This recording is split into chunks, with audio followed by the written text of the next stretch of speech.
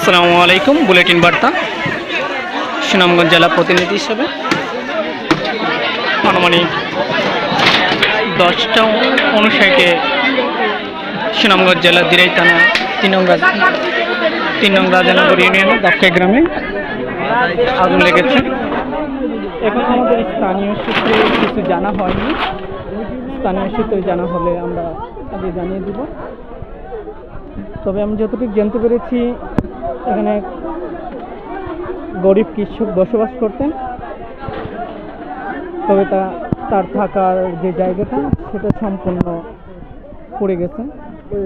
আমরা আরও জানতে পেরেছি এখানে কোনো কারেন্টের সংযোগ ছিল না, এখানে কোনো কারেন্টের মিটার ছিল না, এমন কিছু ছিল না।